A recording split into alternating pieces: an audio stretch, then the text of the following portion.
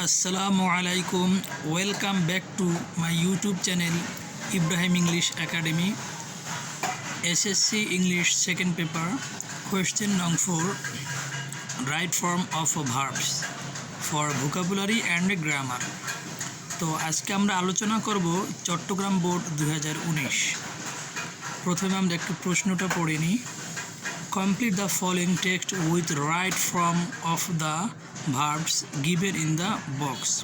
এটা বক্সের মধ্যে যে শব্দগুলো আছে, যে ওয়ার্ডগুলো আছে, এর অর্থগুলো প্রথমে আমরা জেনে নিই। ফিল মানে হচ্ছে অনুভব করা। ওয়াশ মানে হচ্ছে ধৌত করা।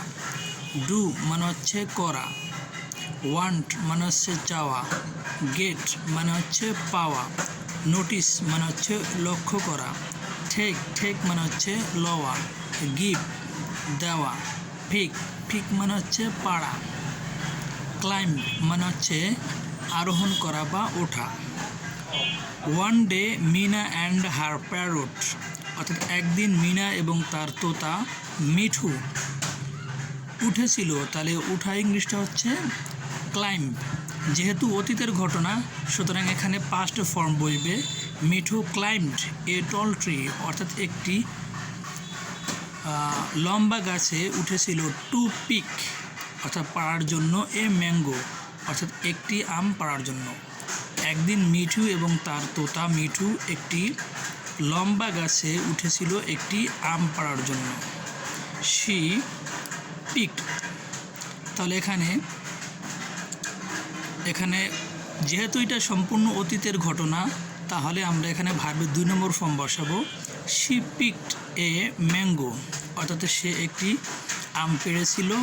And took it to her mother, এবং এটা তার মায়ের কাছে দিয়েছিল। যদিও Meena had picked the mango, যদিও মিনা আমটি পেড়েছিল, her mother gave the large share of the fruit to Raju, অর্থাৎ তবুও তার মা তাকে ওই বড় অংশটা রাজুকে দিয়েছিল। Meena was very disappointed, Meena ছিল খুবই হতাশ। অ্যাট ডিনার, অর্থাৎ ডিনারে মিনা নোটিসড দ্যাট, অর্থাৎ মিনা লক্ষ্য করলো। এখানে অর্থ অনুসারে আসবে হচ্ছে নোটিসড, অর্থাৎ অতীতের ঘটনা যেহেতু, অর্থাৎ পাস্ট ফর্ম বসবে। মিনা নোটিসড লক্ষ্য করলো দ্যাট যে রাজু অ্যাজ ইউজুয়াল, অর্থাৎ রাজু যথারীতি পেয়েছিল। তাহলে পাওয়া ইংরেজিটা হচ্ছে গেট। এটাও অতীতের ঘটনা, তাহলে এখানে বসবে হচ্ছে পাস্ট ফর্ম। গট পেয়েছিল অ্যান এগ, অর্থাৎ একটি ডিম পেয়েছিল। তাহলে মিনা লক্ষ্য করলো যে রাজু যথারীতি একটা ডিম পেয়েছিল। বাট সে, এখানে নেগেটিভটা বসবে, অর্থাৎ পাস্টের। তাহলে পাস্টে যেহেতু আছে, তাহলে এখানে বসবে হচ্ছে did not. But she did not, কিন্তু সে পায়নি। Mithu was not please two see that, Mithu এতে খুশি হয়নি এটা দেখে। মাদার অর্থাৎ মা চেয়েছিল, তাহলে চাওয়া ইংরেজিটা হচ্ছে ওয়ান্ট। তাহলে ভার্বের 2 নম্বর ফর্মটা হচ্ছে wanted. Mother wanted to see, অর্থাৎ মা দেখতে চেয়েছিল।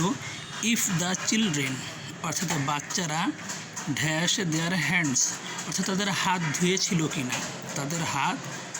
কিনা, তাহলে এখানে আসবে হচ্ছে হ্যাড ওয়াশড। যেহেতু এটা পাস্ট পারফেক্ট টেন্সে আছে, তো এখানে হ্যাড বসছে এবং হ্যাডের পরে ভার্বের পাস্ট পার্টিসিপল ফর্ম বসছে। Had washed their hands before they started eating, অর্থাৎ তারা খাবার শুরু করার পূর্বে তারা হাত ধুয়েছিল কিনা এটা মা দেখতে চেয়েছিল। এবার নিচের অংশটা ভালো মতো খেয়াল করো, তোমাদের সহজে বোঝার জন্য নিচে আমি অনুবাদ সহকারে জিনিসটা দিয়েছি, যেন তোমরা খুব সহজেই বুঝতে পারো। এ নম্বরে বলা আছে Mithu climbed a tall tree, অর্থাৎ মিঠু একটি লম্বা গাছে উঠেছিল।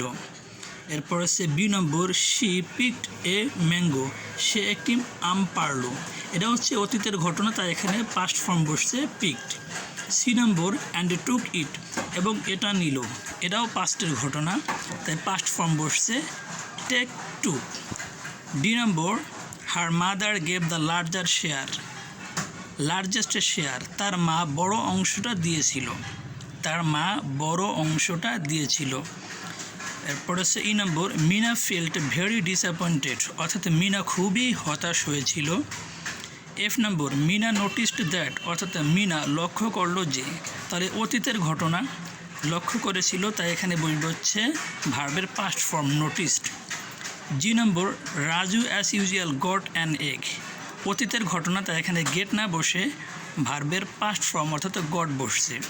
অর্থ অনুসারে এখানে আসবে হচ্ছে গট। তাহলে Raju as usual got an egg, Raju যথারীতি একটি ডিম পেল। H number, but she did not, কিন্তু সে পায়নি। I number, mother wanted to see, অর্থাৎ মা দেখতে চেয়েছিল। সর্বশেষ J number, the children had washed their hands, শিশুরা তাদের হাত ধুয়েছিল। এখানে পাস্ট পারফেক্ট টেন্স হওয়ার কারণে সাবজেক্টের পরে হ্যাড বসছে এবং ভার্বের পাস্ট পার্টিসিপেল ফর্ম বসছে। তো তোমরা এভাবে প্রত্যেকটা বোর্ড অনুশীলন করো, তাহলে তোমরা অনেক কিছুই শিখতে পারবে এবং বুঝতে পারবে এবং তোমাদের পরীক্ষার প্রস্তুতি খুবই সহজ হবে। তো আজ এ পর্যন্তই, সবাই ভালো থেকো, সুস্থ থেকো, আল্লাহ হাফেজ।